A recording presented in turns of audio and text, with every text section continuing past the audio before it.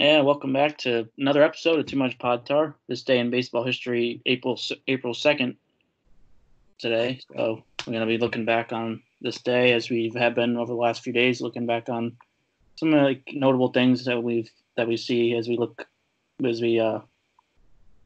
on the day and look at stuff that certain bigger things that happen. Not everything. We're not going to go over everything, but just some of the bigger things. So, and again, for this episode, Johnny Black to return for another one. Hey, what's going on? Not much. Just trying to get through this quarantine. Yeah, I had at least another month of this, so. Yeah. That's gone. George Brett has just homered, and Billy Martin and the Yankees want the bat. Look at Martin. Well, what you're talking about, Frank, is that he's got too much Pod Tar. way too much pod tar. Well, let's start off with last year. It was the Braves and Ronald Acuna Jr. Agreed to extension, 8 years, $100 million. So the Rookie of the Year in 2018 is now under contract through the 2026 season. And he was, at 21 years old, he was the youngest player to sign a deal worth at least $100 million. So, Yeah, I mean, he's an incredible player, so yeah. there's doubt. Braves got a bargain there, the way it looks now. Mm-hmm. He was almost 40 this year, and he might be able to hit that benchmark at some point within the next 8 years. Yeah, just an incredible player. I mean, it's a great deal for the Braves. And, a lot of people talked about selling himself short, signing that deal and everything. But it only extended into his free agency for 2 years. So, I mean, it's not really it didn't really take away from a lot. I'm sure he could have gotten more in arbitration through his arbitration years and stuff. But, I mean, honestly, take the guaranteed money. Right. No one knows what's going to happen with the CBA coming up after next season and what's going on now. I mean, who knows with playing time and everything like that. No one knows.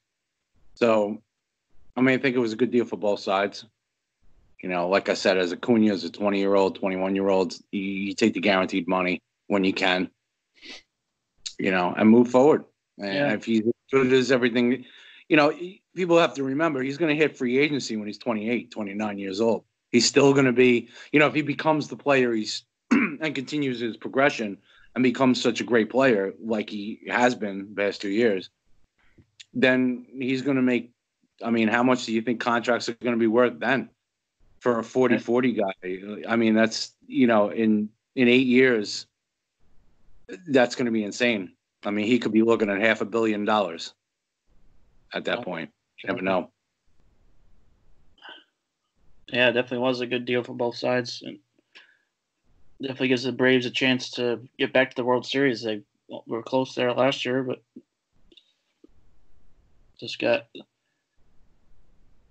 they ran into the the Nationals, obviously. So yeah, with Acuna and Albies signed up, they still have Freeman for 3 more years.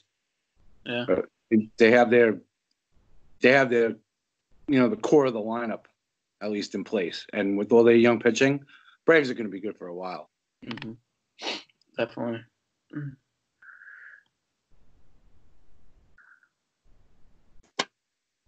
Yeah, I think they're probably. I think they're going to be like the class of the NL East for a while. I think they're like the rest of the NL East is tough, but still, I think they're going to be the better team over the next few years. Yeah, well, for them, it's definitely sustainable. Yeah, with their crew, with the core of hitters, they have them 3 main hitters that they have locked up for the next at least 3 years. And Freeman might stay. If they mention next year or whatever, he might be around too. So when you have Albies, Freeman, and Acuna for the next foreseeable future, with all their kids, I mean, Fultonavich, he seems like he's been around a long time, but he's pretty young. I mean, Fried, Soroka, they have a lot of young pitching. They can make moves. They can fill in spots with free agency. they're going to be in the mix for the next, Right. 5 to 10 years, without a doubt. I mean, whether they win anything or not, I don't know. That all goes to a little bit of randomness, a little bit of luck in the playoffs and stuff like that, and whatever moves they make trading at the deadlines. But with the core they have, there's no reason to think they're not going to be at least an above 500 team for the next 5 to 10 years. So as long as you put yourself in the mix that can compete every year, maybe you catch lightning in a bottle, maybe you win a couple of years in a row. Who knows? You know?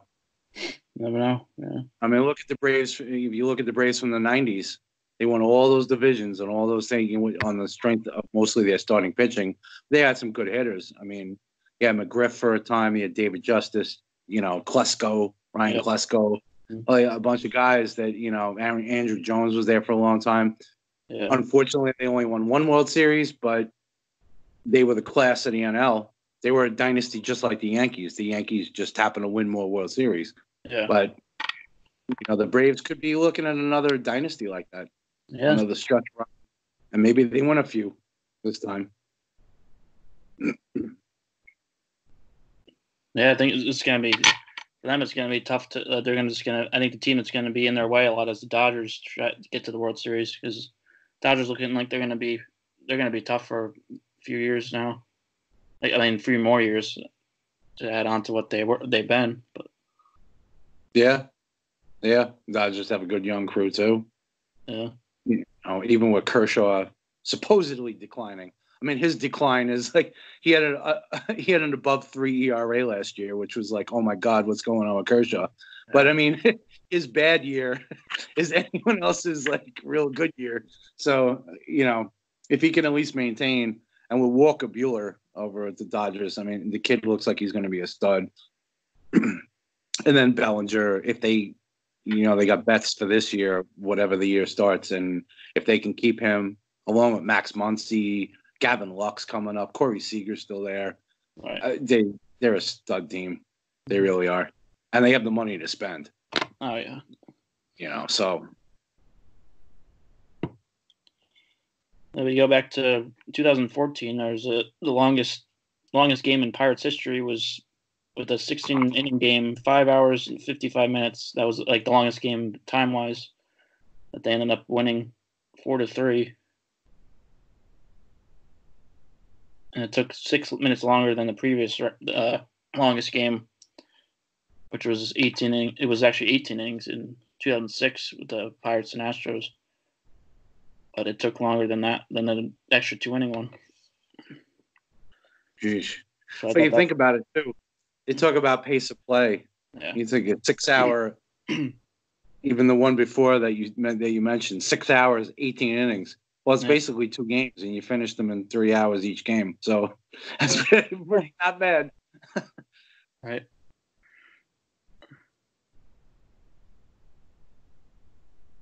Then there was in 2011, David Ortiz broke the Major League record for RBIs by a DH, which was previously set by Edgar Martinez, the Hall of Famer now. So it was with the 1004th RBI. It was, they ended up losing. The Red Sox ended up losing that game to the Rangers. And another record. I'm sorry. Go ahead. No, go ahead. Another record in 2011 also was Ichiro breaking the Mariners franchise record for hits, which also surpassed Edgar Martinez. So Edgar Martinez must have been a little upset that year, getting 2 records broken. Sad day for Edgar. Yeah. But yeah, they'll both be. I mean, Edgar got past those 2 days by 2 future Hall of Famers. I mean, I don't think there's much of an argument that Big Papi, David Ortiz, or Ichiro are going to get in the Hall of Fame. I mean, I don't think it's even an argument at this point. They both deserve it.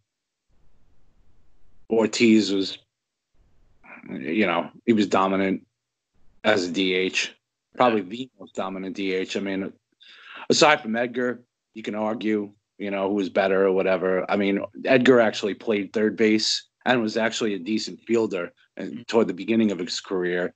But with injuries and everything, they felt it was better to just keep him as a hitter.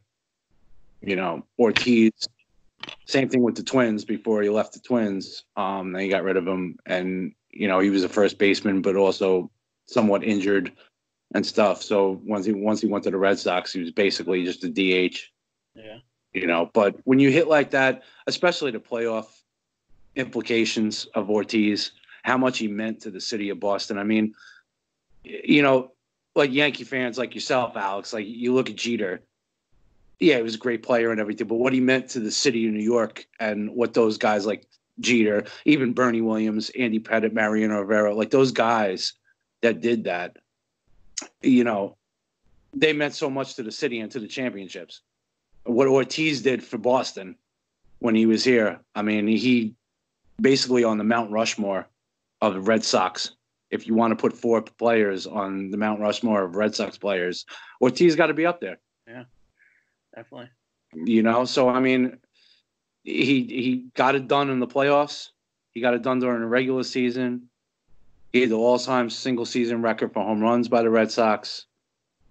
The DH record for RBIs. Like, I mean, he meant everything to Boston. So, I mean, aside from just the stats on the field, what he meant to the city and what he meant to the team kind of transcends that also. Oh, yeah. Like I said, same thing with like Jeter, Bernie, like all these guys, like, you have to take a look at a little more sometimes than just the stats when you're talking about Hall of Fame. And Ortiz was definitely, and so was Ichiro. Yeah. Definitely. I mean, first positional player, actually that was on this date also because I have that written down. But yeah, Japanese-born position player to start on opening day. Yeah. In 2001, and Ichiro 3,000 hits in the major leagues plus another 1,500 over in Japan before he was a rookie at 27 years old here. What he accomplished in the major leagues was incredible. So yeah, he's another one that's such an icon.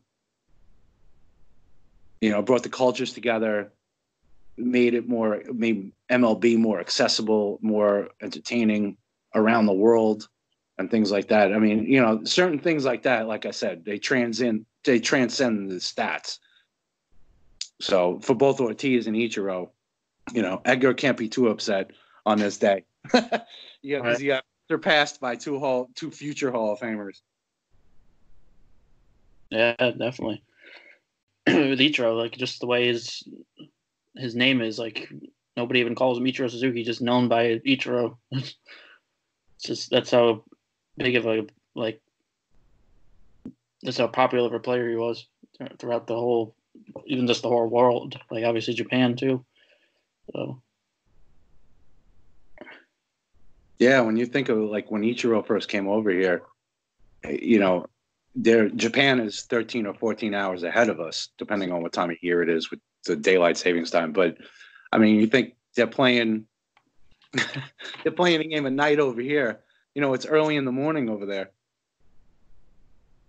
Or in the afternoon, like during the week, stuff like that. So, I mean, and people would watch because Ichiro was playing. All right. That tells you something. It really does. About the impact that he had. Just not only that too, when you look at work ethic and things like that. I mean, there were never any issues with Ichiro as far as off the field stuff. Any player that you ever saw or talked about Ichiro was how much they respected his routine and everything like that. So I mean, the guy was spotless as far as that went. So there are no issues going into like the Hall of Fame voting for Ichiro that someone could be like, well, he did this and this was bad, or I honestly, there's no reason to not vote Ichiro. And I honestly wouldn't be surprised if he's 100%, if he actually gets a unanimous vote. It wouldn't surprise me. It really wouldn't. Wouldn't surprise me either. And then another one that same year was Ian Kinsler. He became the first major leaguer to ever hit leadoff home runs in each of his team's first 2 games of the season. So he hit one on opening day and then also the second game of the season. And he hit it off John Lackey, and the first one he hit off John Lester. So 2 Johns there. Damn. Yeah, that was kind of interesting. Yeah. That was definitely an interesting one I came across too. Yeah, Kinsler. Talking about the Hall of Fame. Kinsler is going to be an interesting case. Yeah. When he comes up. Yeah. Yeah, it's going to be interesting. Yeah. I know people have talked about it on Twitter, like he retired and everything, but he was a pretty solid player for a long time. Yeah. And I don't know. I haven't looked into his stats more. Like, I haven't really dived into him or anything, but he was a very good player for a very long time, and it'll be interesting to see how the voters treat him. Unfortunately, I think they're not gonna treat him well. Yeah. But he definitely deserves some looks. No, yeah. When he comes up.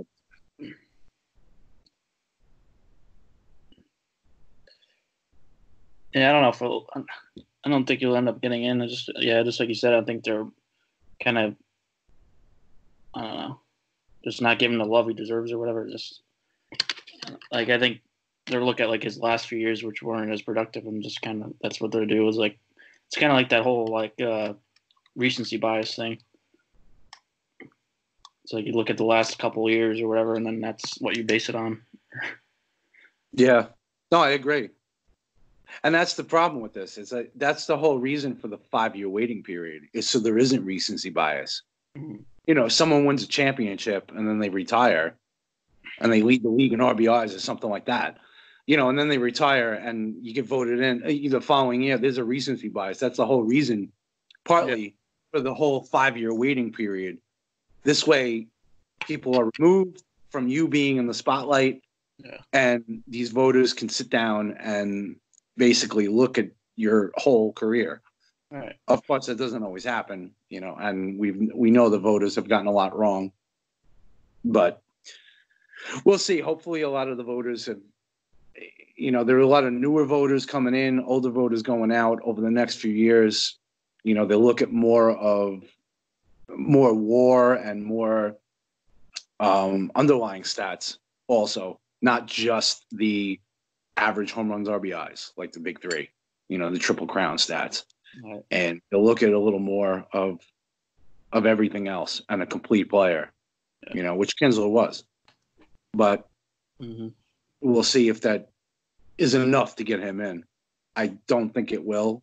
And honestly, like I said, I haven't really looked deep into him, so I don't know if he is even deserving, in my opinion. I can't form an opinion right now. But, we'll see. Yeah, that would be if we do like our Hall of Fame articles, like that would be an interesting one to do. Oh yeah. What year did he retire last year? I forget. I think it was or is it after? I think it was. Did he play last year? I don't think he played last year. I think he retired after 2018. I don't think he played last year. Let me see. Well, he might have. He was in San Diego. Yeah, I don't know. I forget. But I don't know if he played last year.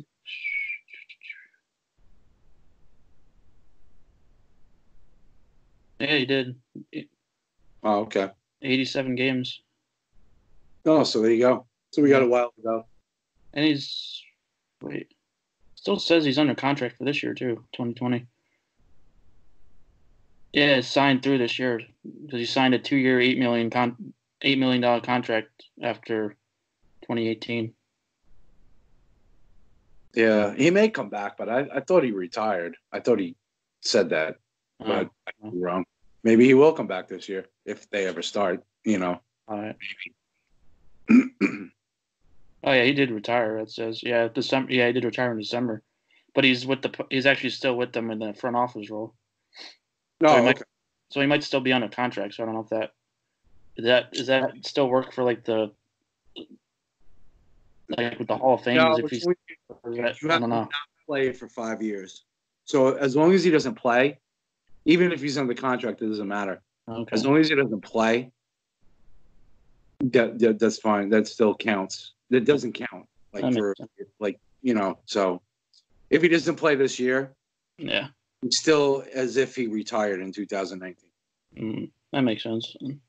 Yeah.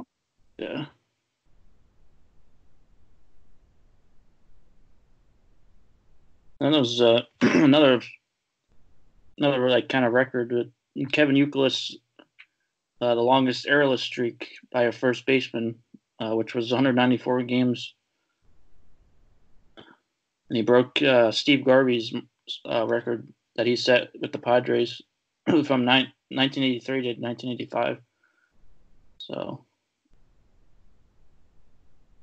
it's kind of just a random one, but still pretty good not to make any errors for that long.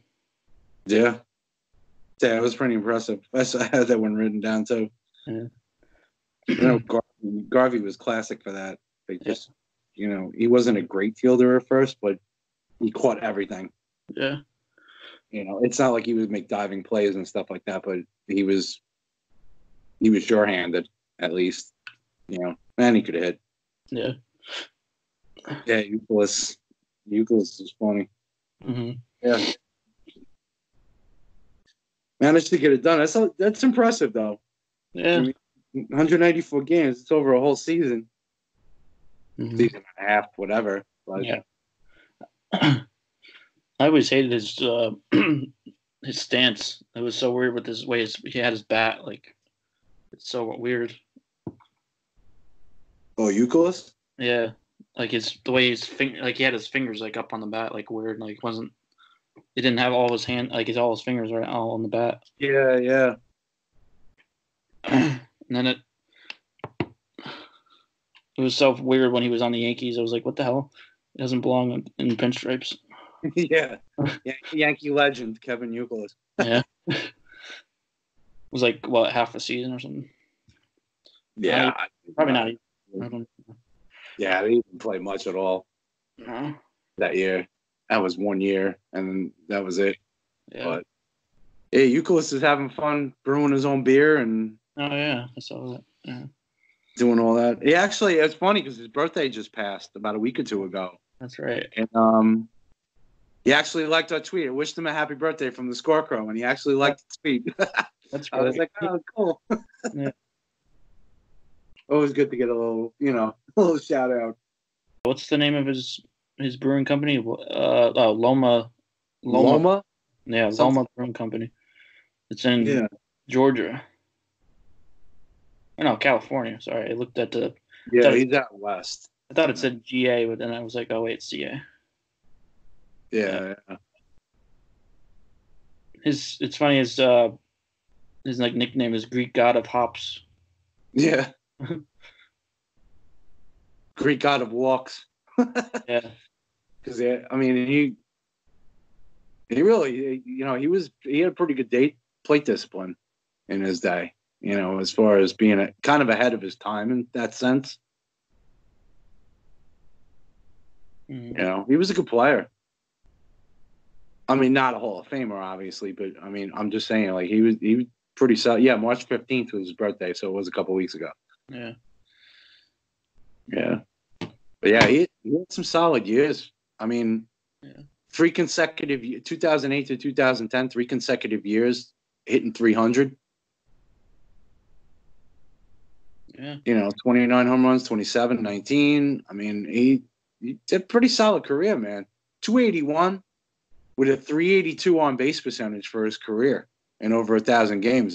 He's pretty good player, man. Mm-hmm.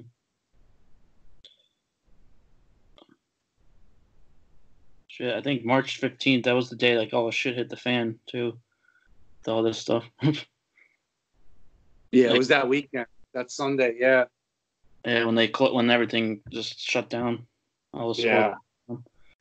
2007, I saw another one that was the son of Tony Pena Jr., which we talked about. We talked about his father in the last episode, and on this day in 2007, he had 2 opening day triples, which was he was the first major leaguer to hit 2 triples on opening day since Tommy Henrich in 1950 for the Yankees. So it was 57 years since the last one. Yeah, that was weird. Uh, That's a weird one. well, there probably hasn't been one since then either. Since triples are hard to come by nowadays, especially. Yeah, and have a 2 in a game. It's just odd. Yeah. I don't see that happening too much. Especially not on opening day. I mean, it's, just to have it happen that day is kind of weird. Yeah, he was a rookie too, so.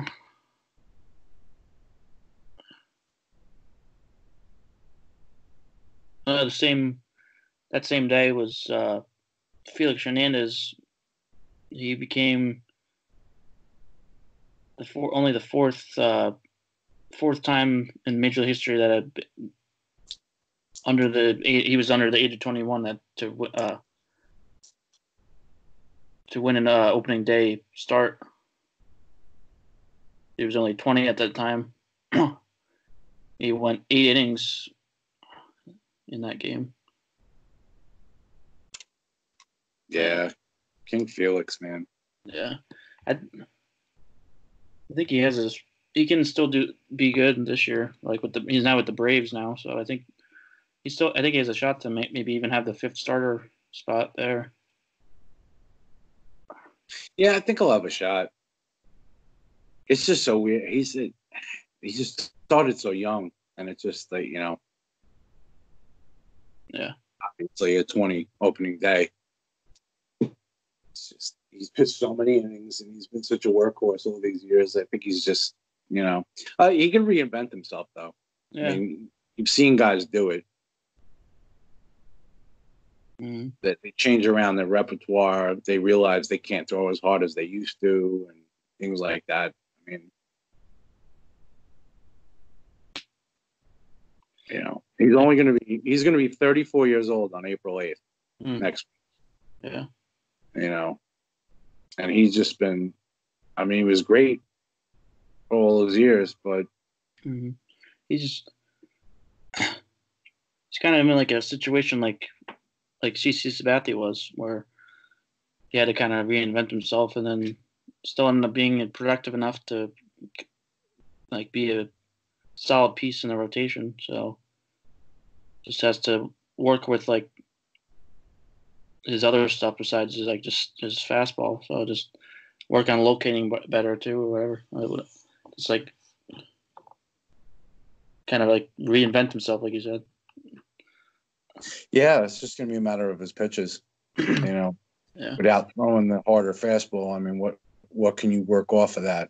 Work on the command, the movement, work some on your other secondary offerings. I mean, he was so good for so long, but, we'll see. Like I said, like you said, like CC Sabathia, like guys like that have been able to reinvent themselves. Mm-hmm. Even Verlander, he still throws hard, but like Verlander had those 2 years where he was banged up, had the core injury, had like stuff like that, and people were like, "Oh, he's done. He's 32, blah blah blah," and all of a sudden he turns it around, and now he's with Houston. He's been great, but all right. Some guys can't. Some guys can't turn it around. Some guys it's just your arm's done. That's it. Yeah. So. Kind of like just like a dead arm, even like they just can't throw anymore. Yeah, it's just sometimes it's just over. Yeah. I look at Felix Hernandez. Looking at his stats now, it's like if he could just get, he's got 169 wins. He's only 33. He'll be 34 next week. It's not even like he's that old, but if he can get 31 more wins, get to 200, and he needs less than 500 strikeout for 3,000. Nice. If he can get to those milestones while keeping his ERA at, it's a 3.42 right now, which is solid. Oh, yeah. The error coach. Then if he can be decent over the next few years and last, it's definitely got a Hall of Fame chance. Yeah, definitely. I think he still does anyway. Mm-hmm. But it'll just be tougher if he doesn't reach these milestones. It makes it a lot easier. Right. You know, I mean, he was solid for a good 5-6 years stretch. A Cy Young Award in 2010, and led the league in ERA twice, and but I just think I think he's out of it right now. I think he needs to have a couple decent seasons and build up those career numbers. Yeah. To get in. I just don't think it'll be enough. If he doesn't hit the 200 wins or 3,000 strikeouts, I don't think it'll be enough. No. Yeah, we'll see what he does. There's another one that same year, 2007. Elijah Dukes of the Devil Rays at the time. He was the first guy to hit a home run in his first official at bat at Yankee Stadium on opening day, and 99th overall. And now there's been a few more since then. I know that at least there's been. I know there's what I know of. There's at least two because there's Aaron Judge and Tyler Austin both hit. Was that back to back in 2017? 2016. Who was in their first major league at bat? Yeah, first official at bat. Yeah. So now it's over 100. So I don't know, but wow, he never really. Well, Dukes didn't really turn into anything though, because I haven't heard. I don't hear anything about him. So yeah, he played 3 years in the major. Yeah. Done when he was 25. Wow. Like, I don't know what happened to him. I don't know. He's only 35 years old right now. Wow, that's crazy. Yeah, I'm looking at. He played for the Devil Rays in 2007, and then the Nats in 2008 and 2009, and that was it. Wow. I was done with baseball, or I don't know what happened. I don't know. I don't know. We'll look more into him, but I mean, he wasn't bad. Let's see here. He actually. In 2010, after he got released by the Nationals, he went to the Mexican League. Oh. And I don't know what happened after that, but. I mean, 2008 with the Nationals, he had 334 plate appearances. He had 13 home runs and 13 stolen bases. He hit 264 with a 386 on base percentage. Well, I mean, at 24 years old, that's not horrible. Half a season. He got into a little bit of shit in that 2010. He assaulted his pregnant ex-girlfriend. Oh, yep. So he got a little bit of problems. It says he was having anger management training. He's 2013. Then in 2013, he got arrested for driving with a suspended license. Yeah. Mm. Wow. So he's got some issues there. Yeah, he's got other issues. I mean, playing wasn't an issue. He was decent in his career. I mean, his 3-year career, he wasn't bad. Mm-hmm. But, yeah, one of those guys that just, flames out. Mm-hmm. Speaking of that too, there's in the same year, 2007, was Josh Hamilton made his debut with the Reds, and that was another one that could have panned out, but he had other off the field issues with drugs and stuff. So he said he'd be another what if article that we write even. Yeah, really. That guy could have been. Oh, he could have been so good. Yeah, number 1 pick of the Reds. Yeah. And he was so good when he came back too. Yeah. I just never man. Such a shame with some of these guys, man. Yeah.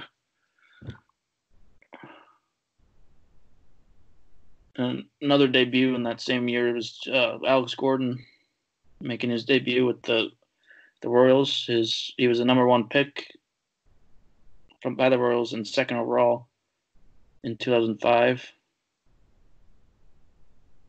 And he was somebody I thought maybe could have been better. I don't know. He was okay, but like never really that great. I don't think. But Yeah, he's been kind of. I mean, he's been a good player, no doubt, but just not what they thought he was going to be. I mean, for a second pick overall, you're expecting great things. You know, he's been good over his career, been solid. Yeah, you know, I think he came up with third baseman or something. Like he played the infield for a little bit, and then they moved him to left field. He won.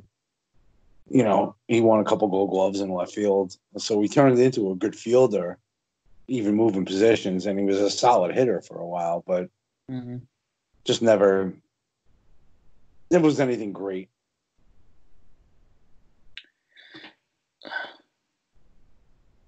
Yeah, in 2010 was when he moved to the outfield. So he was because 2007 he played mostly at third. He played some first, and then he still played third, and he's played a few games at third in 2010. But then after that, it was pretty much he was playing all the outfield all the time. So yeah, they moved him. I think that's when they drafted Moustakas. Yeah, it must be. Yeah, came out and they moved Alex Gordon on left field. Yeah, well, at least he has that one World Series. He's got a ring. Yeah. Got the ring. Then we go back to 2003. Alex Rodriguez at 27 years, 249 days. He became the youngest player in history to hit 300 home runs. And he hit one 3-run home run in the fifth inning of that game. And it was a mark previously held by Jimmy Fox, who was 79 days older than A-Rod. Alex Rodriguez was so amazing. Yeah. He was such an amazing player. You know, it's such a shame that his legacy's been tainted by, you know, same as Bonds and Clemens and those guys. I mean, you know, obviously A-Rod isn't up for the Hall of Fame yet. He'll be up. Not. I think next year. But no, I don't think it's next year. I think it's the year after. Oh yeah, it is the year after. Yeah, that's right. Yeah. This year. Yeah, it's not this upcoming vote. It's the following year. Yeah, because I think it's just I think Burley's this year that comes up, and then somebody else or whatever. Yeah, there's a bunch of crap this year. To be honest with you, there's not really. I think it's Mark Burley. His birthday was the other day too. Yeah, it was like 3 days ago, or 4 days ago, or maybe last. I might have been a week ago. I don't know. I can't. Yeah, it was recent. It was definitely recent. I know I did. I actually tweeted out like a video of that one play he made, the one he was like backhanded. Oh yeah, the crazy. Yeah, I tell you, Burley was a good pitcher. He was solid. Yeah, I mean, he wasn't great, but he was one of the most consistent pitchers. He's got a World Series ring and he's got a perfect game. So I mean, well, and yeah, really, you know, how many players can say that? Not too many. I mean, I think he had, what was it, 200 innings pitched and 10 wins for like 14 years in a row or something like that. Like he was crazy consistent. He was, honestly, if you look at Burley, very, very similar to Andy Pettitte. Yeah. If you look at their career stats and everything, very similar. Pettitte had more wins. He played on better teams most of the time. But if you look at the ERA and strikeout to walk ratio and whip and like all that stuff. Very similar pitchers, Burley and Pettit. Yeah. Just workhorses, long term. Never dominated, but were very consistent for a good 15 years in the MLB. So, Yeah. Now you got me thinking there with how many people can say they threw a perfect game and won the World Series. Obviously Don Larson was one because it was in the World Series, but yeah. And then David Randy Cohn. Johnson. David Cohn was one. Yeah, Randy Johnson. Who else was there? David Wells. Oh yeah, that's right, David Wells. Did he win a World Series with the Yankees? Oh wait, was he there when they won? I forget.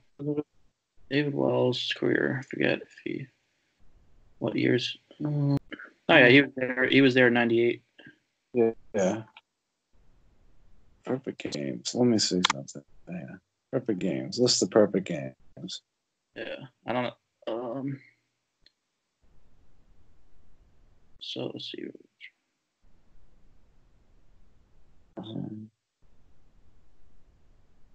Sandy Koufax. Oh yeah, so that's not. Cap Shunter. Yeah. I don't think Len Barker or Mike Witt ever won one. Tom Browning, if I'm not mistaken, he was on the 1990 Reds who won a World Series.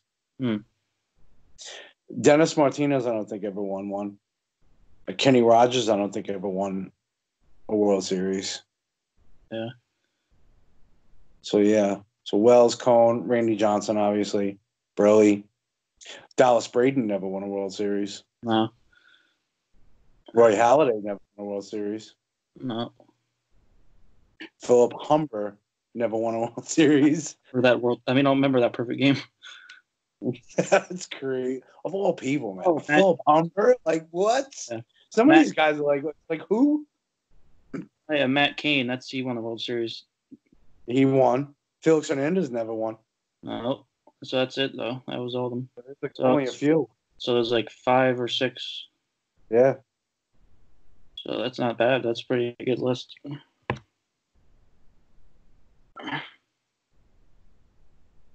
Randy Johnson. I want to see a perfect game like again. Well, I haven't seen one even like for the Yankees. The last one they had was the David Cohn one. And that was only a year old. So, and then obviously the last one for the majors was that what was the one? Was it the Matt Cain one or the last one? Or was it? Felix Hernandez. It was the Felix Hernandez one. August 15th, 2012. 130 pitches, 12 strikeouts. And you know what's funny? Of all the perfect games that have happened, 3 of them have been against the Rays. Oh yeah, that's weird. Which is crazy. Like against the same team. Burley pitched his against the Rays. Yeah. Braden pitched his against the Rays, and Felix Hernandez pitched his against the Rays. Mm-hmm. That's just weird. Yeah. It was crazy. Like there was like 2010 to like 2012. There was so many happening that or even just 2009 to 2012. There was like so like it seemed like almost you would expect to see one. The Twins and the Dodgers. Wow. The Dodgers have 3 thrown against them too. Oh wow. Don Larson in the World Series, obviously. Yeah. But also Tom Browning of the Reds threw his against the Dodgers. And Dennis Martinez threw his against the Dodgers. And then 2 were against the Twins. David Wells threw his against the Twins. And then there was another one, Catfish Hunter, when he was with Oakland, threw his against the Twins. Wow. Yeah, crazy, man. Yeah, it's fun looking back at some of this stuff. Yeah. Which is like pretty much the only bright spot about having no sports. We can have a lot of time to look back. Well, luckily, have yeah. Yeah, luckily we have a lot of baseball history Right.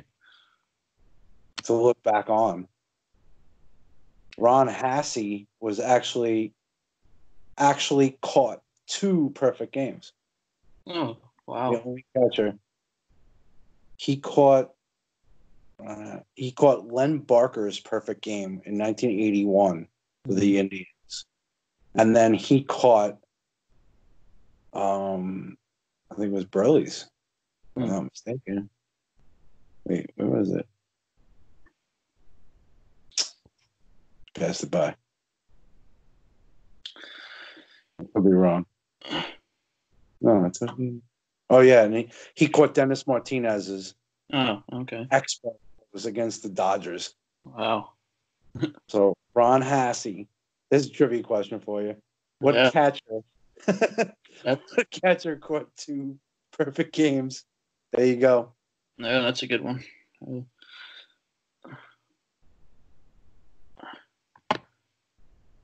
We should come up with a bunch of trivia questions and just tweet them out and see how many people get that right. Yeah, really. It's crazy. Crazy just looking at these catches that caught them too. You can ask. There's one that you can ask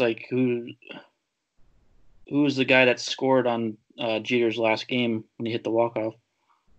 That was I can't even remember what the hell his name was now. Some random guy. I will look this up now. It's gonna bother me. Yeah, I don't even remember that. It was somebody that played for the Orioles before that, I think. Derek Jeter last game. Walk-off. Yeah, those are always interesting trivias. Yeah. Even for Mariano, his last, when he was walking off the mound at Yankee Stadium, it was John Ryan Murphy was the one that was catching. John Murphy. Wow. Oh, it was Richardson. Something Richardson.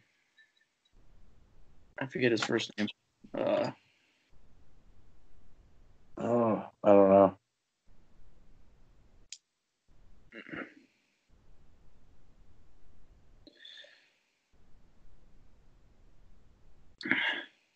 Yeah, I don't know. Oh, Antoine Richardson. Antoine Richardson. Yeah, he didn't do anything. I don't remember the name at all. He's now he's a coach now for, I don't even know what this team is, but Bahamian must be a minor league team somewhere. Wow. Yeah, he's still only 36. Let's see how many years he even played. I don't know.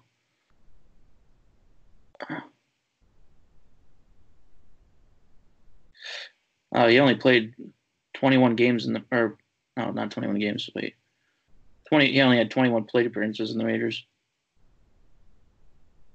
He played. He had four plate appearances with the Braves in 2011, and then 17 with the Yankees in 2014. There you go. There's a great trivia question. Yeah, that's great. Antoine Richardson. I'm probably gonna, even as a Yankee fan, I forgot it, so it's so tough. Yeah, that's a rough one. Somebody that did anything else.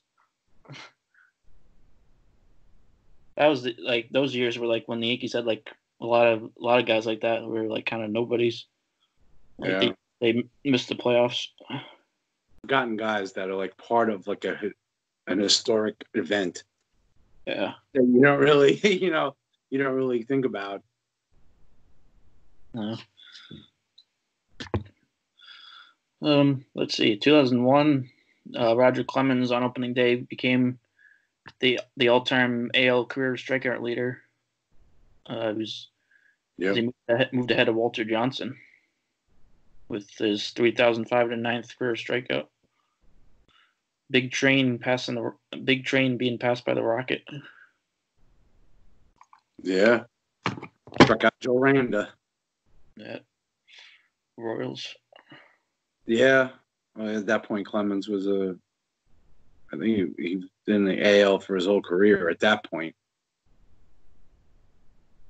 He moved to the NL. He pitched for Houston for a little bit, but then moved back to the AL. Mm-hmm. If I'm not mistaken, right? When did he go? When was he pitching for Houston? Was it? I think it was 2005 or something, right? 2004. Yeah, 5, 6, yeah, around that, yeah.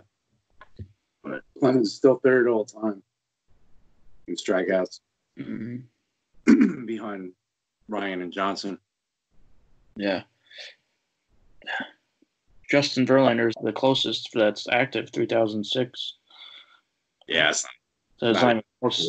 Yeah, CC had 3,093. So yeah, nobody's even close to that. Yeah, no one's coming close to that. That's one record.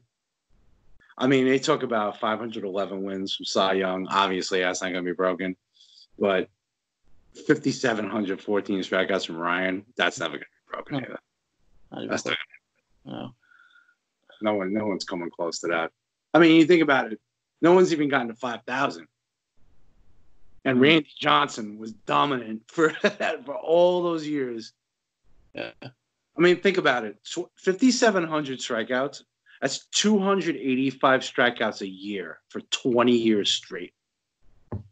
Yeah. That's like trying to break Ricky Henderson's stolen base record. Yeah. 1,406 stolen bases. That's 70 stolen bases a year for 20 years. How do you do that? Like, how do you even do that? No one steals 70 bases anymore. Last player in the major leagues to steal 70 bases was Jacoby Ellsbury in 2009. Damn. No one steals 70 bases anymore. And to do that for 20 years straight, I mean, just think about it. You got a 20-year-old kid coming up that can run like the wind, steal 70 bases. He's got to do that until he's 40. That's not happening.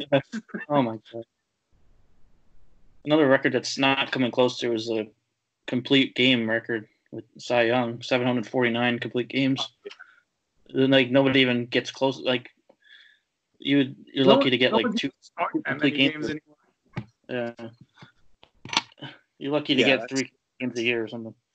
Yeah, those records are just, I mean, some of these records are just insane. Just because the game has changed so much, there's no way to touching it. It's not going to happen. Mm-hmm. It's just not. You know? Yeah. I mean, because you think of it this way, too. Ryan, I mean, with the strikeout record, he was also he was throwing 300 innings a year. No one does that anymore. Even though the strikeouts are up, and you'll get guys like Sale or Cole or Scherzer to strike out 300 in the season, you have to strike out 300 for 19 years in a row to match that record. Ugh. And with everyone throwing max, say 220, 230 innings, even though the strikeouts are up, you're not doing this for years and years and years. It's not happening. Mm-hmm. No one's arm, it's just a freak. Nolan Ryan was just a freak of nature. Yeah. That his arm survived that long. That it's just nuts.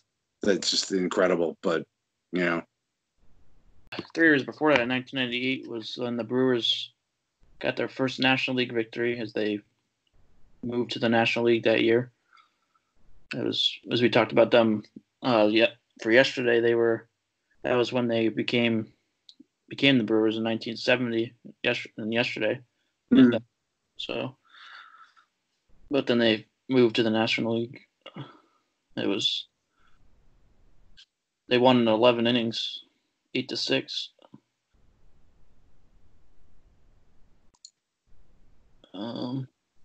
Yeah, that's when, because we MLB expanded. Yeah. Yeah, 97. They expanded to I think it was what? It was the Diamondbacks and Rays came in 97. Yeah. They kind of reconfigured stuff. Yeah. So they had to move. They wanted to restructure it and everything. Yeah.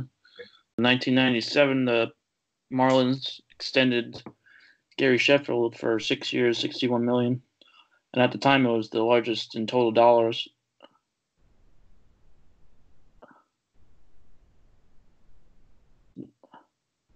obviously that's been passed since then. Yeah. Think about it. Largest total dollars in 1997, 61 million.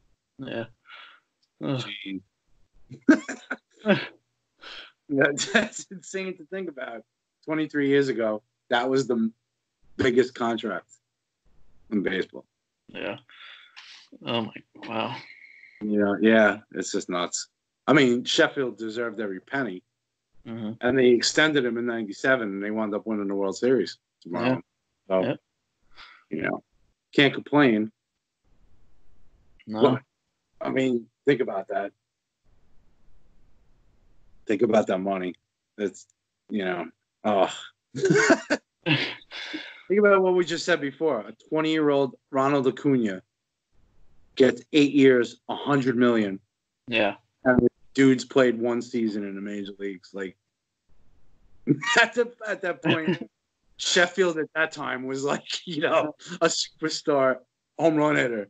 And he gets 6 years, $61 million. That's just crazy. That's nuts. Uh-huh.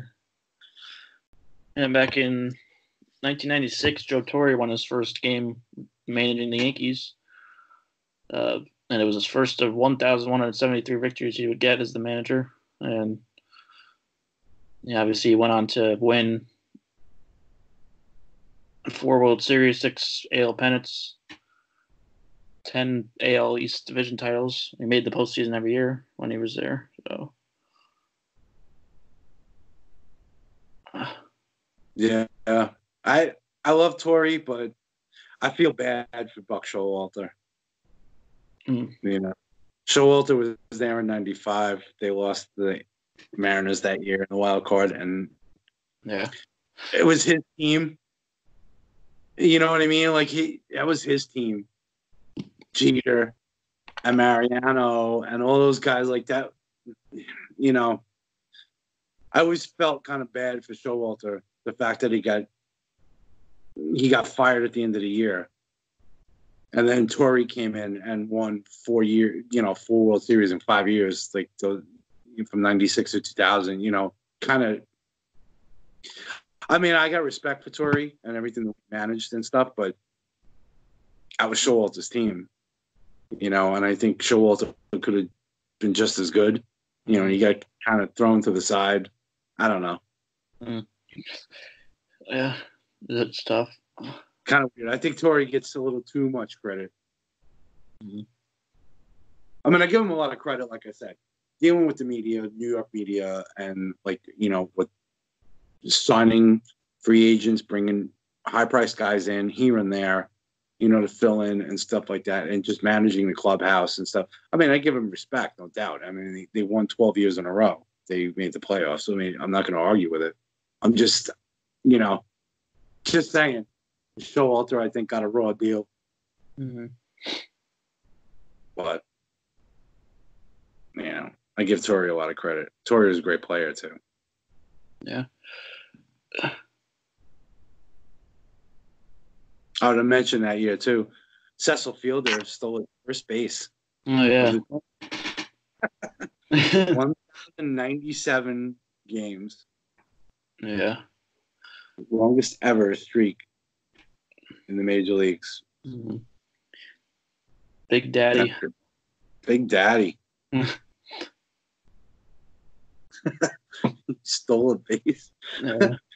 I was surprised to even see that. He actually base. Yeah. How many did he end up stealing? And did he end up stealing any more after that? I don't even know. I don't know. Doubt it. Probably not.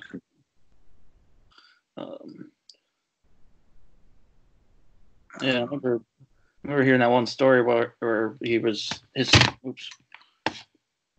son, like his Prince Fielder. He's like when he was 12, he hit a home run like in the major league stadium. Wow. Yeah, I believe. Yeah, he actually stole 2 that year. Oh. So that was his first, and he stole another one. Nice. It's funny, too. Prince Fielder and Cecil Fielder both have the same amount of career home runs, 319. Wow. Huh. That's interesting. Yeah. Huh.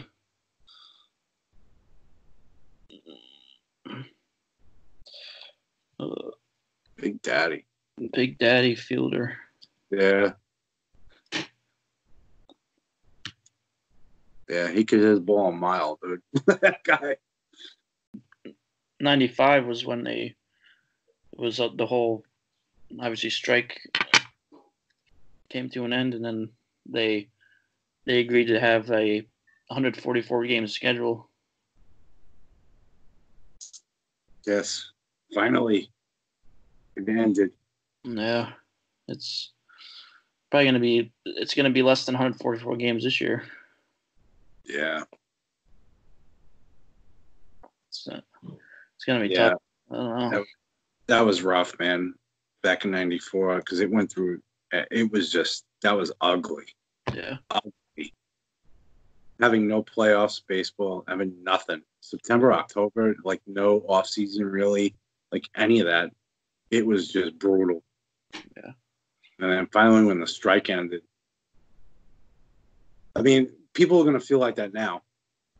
Like how I felt back then, remembering it in 95 was like, end of March, beginning April. It was like, we're actually going to have baseball this year because no one knew. Yeah. Because back then it was like, well, yeah, it wasn't baseball last year. There was no playoffs. There's nothing.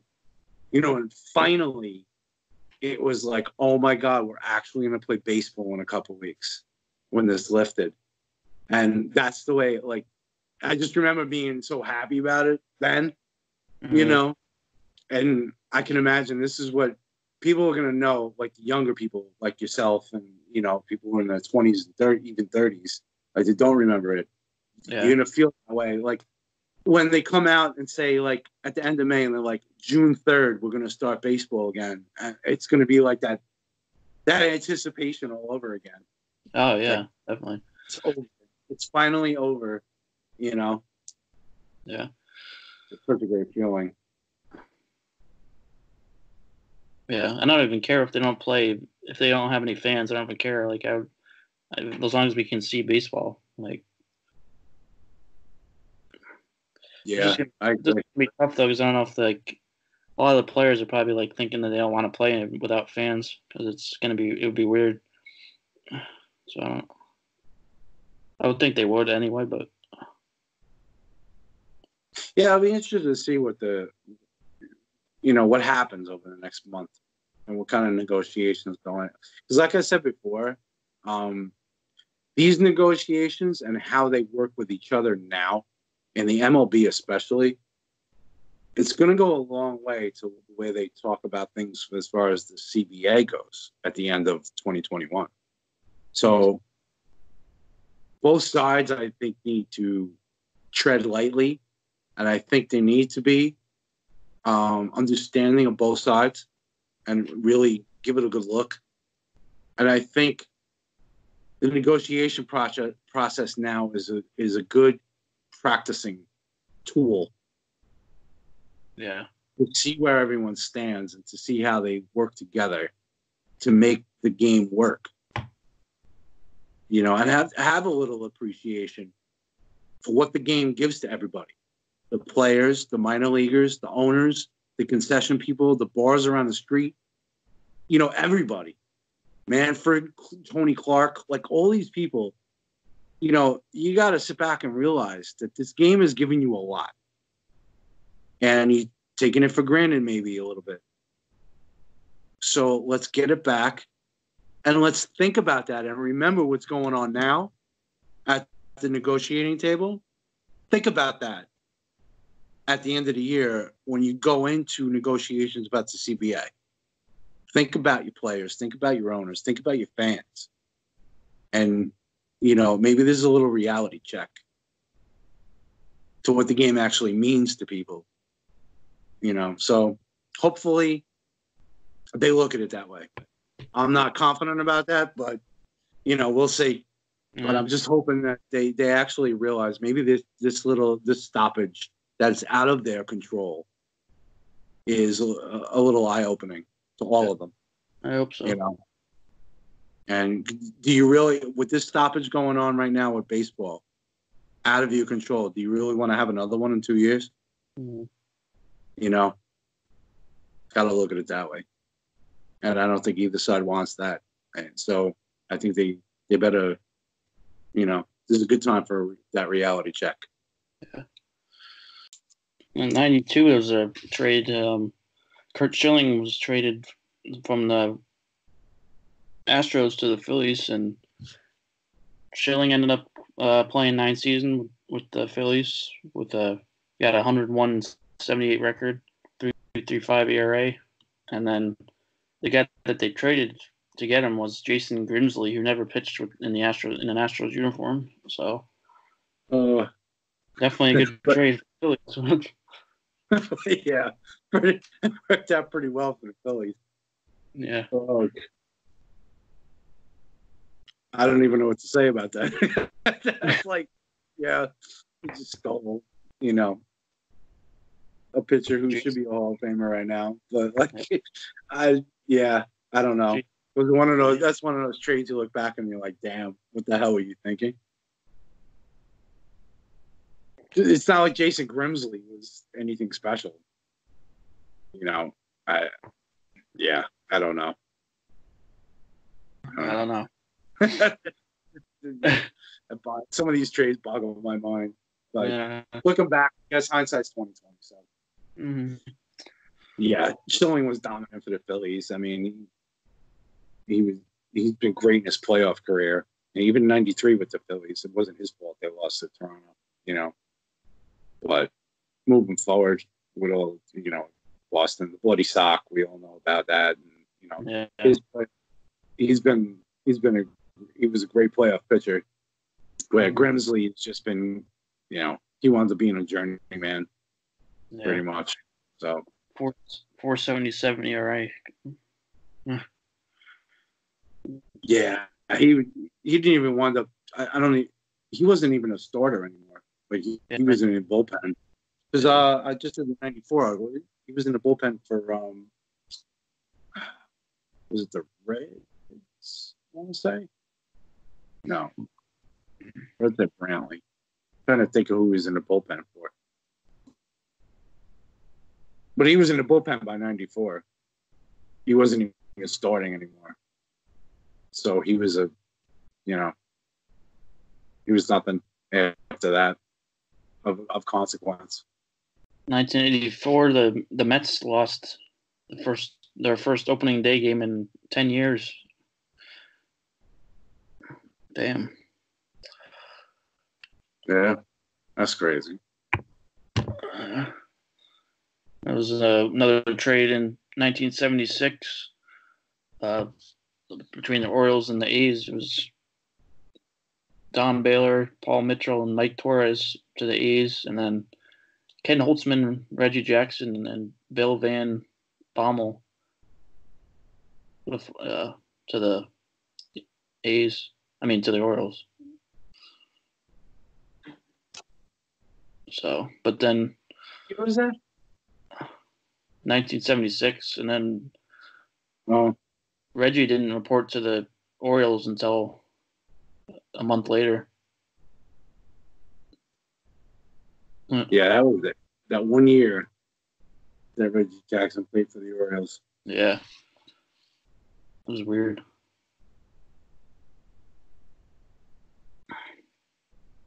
Yeah, that was a strange. Like, I don't know. Oakland was a weird team back then. With Finley owning their team, and everyone hated him, and I was just a weird thing. Mm-hmm.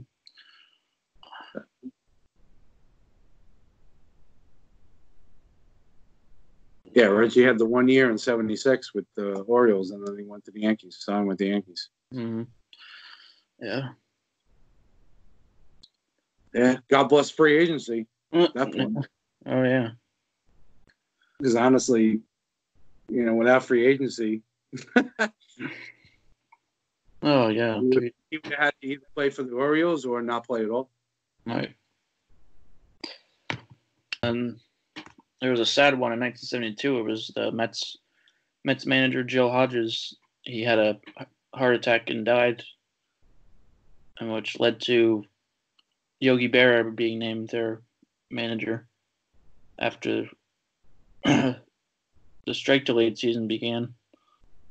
So that was, Yeah. it was God. on Easter Sunday too that he had a heart attack. Yeah. Jeez. He should be in the Hall of Fame. Go on, Yeah. is number one. But combined between, I mean, not strictly as a player or strictly as a manager, but when you put together his service in baseball, he was a good player and a good manager. But I think when you combine, I think he should definitely be in the Hall of Fame. Yeah.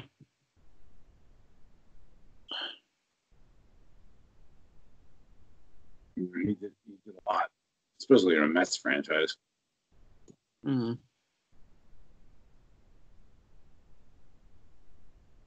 When he brought the Mets that World Championship in '69. Oh yeah. Right. Yeah. Mm-hmm. And even as a player, he played for Brooklyn for all those years. He was their first baseman. He won 2 World Series with the Dodgers as a first baseman in the 50s. Mm. You know, I mean, I think he did a lot. As far as, like I said, combined, I don't think as a player he was necessarily a Hall of Famer, although he was pretty damn good. But I think when you combine his whole career in baseball, I think he deserves it. Mm-hmm. Yeah, definitely.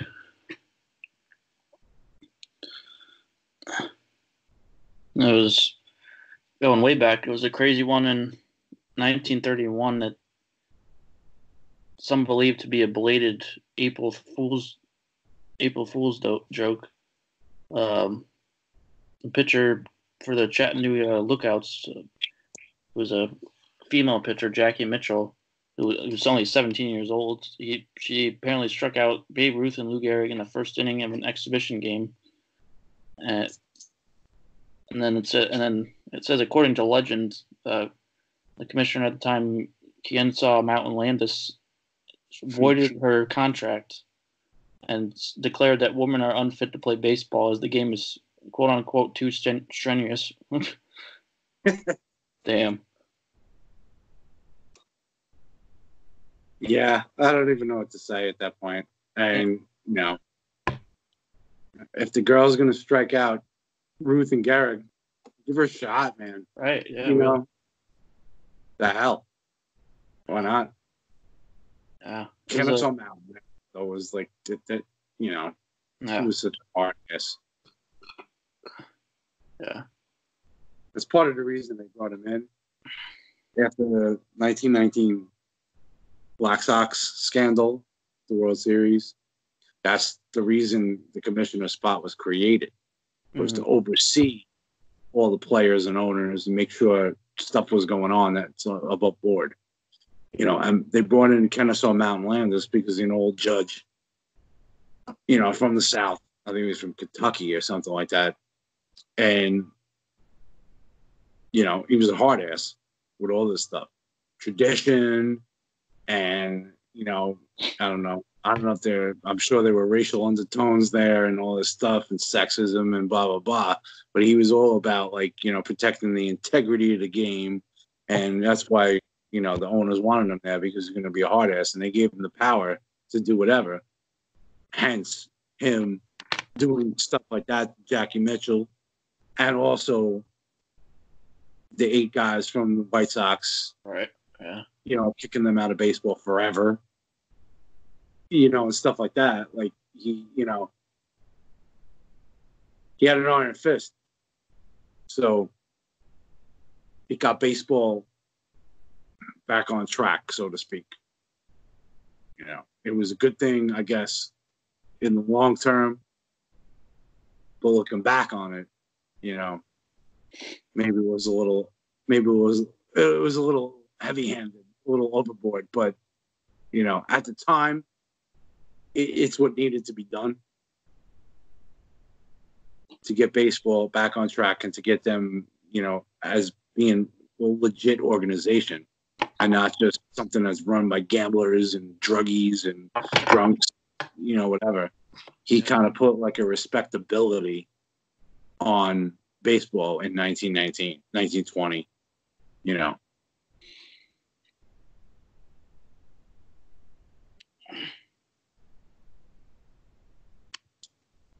Which helped because the 20s, I mean, you know, baseball did gain in respectability as America's pastime. Of course, Babe Ruth was the biggest thing. Mm-hmm. You know, the Yankees were huge, and, you know, of course, Babe Ruth being the rebel at that point, you know, the big fat guy that hit big home runs that you could root for, you know, ate hot dogs, slept with women, drank beer. He was, you know, he was the American dream at that point. Mm-hmm. Every guy wanted to be Babe Ruth. Yeah. You know, and it appealed to white male America at that point, which ran the country. So, you know, of course, I'm sure Landis hated it because he was a drinker and blah, blah, blah. And like he was very strict, but, you know, they knew where their bread was buttered at that point. So you had to let Ruth do what he did to kind of be like that and to bring the fans in and to see what he was going to do and stuff like that. So even going back 100 years, there's still that, you know, there's still a matter of marketing and letting players do their thing so they can bring fans in, you know, which is something that MLB has a problem with now. They had less of a problem with it 100 years ago. So I don't get it, but I don't know. You know, that's a discussion for me. Yeah. I don't know. Unless you had anything else to add, but that was pretty much all we have here. Yeah, that's all I had. Yeah, a lot of stuff that happened. Big things, big trades, and records. Yeah, a lot of good stuff. Yeah. So, yeah, we'll be back in again tomorrow with another one. So we continue this day in baseball history. I'm trying to look back on things, try to lighten the mood, and you know, if you're just sitting around, just listen to our podcasts, and you know, obviously a lot of people like to listen to stuff when they're driving, and you're not driving anywhere now. But even if you're just sitting around, you can pull up one of our podcasts and listen to it. It's still something you can be doing, but even just like doing laundry or whatever you're doing. But so we'll be back again, and you can never have too much pot tar.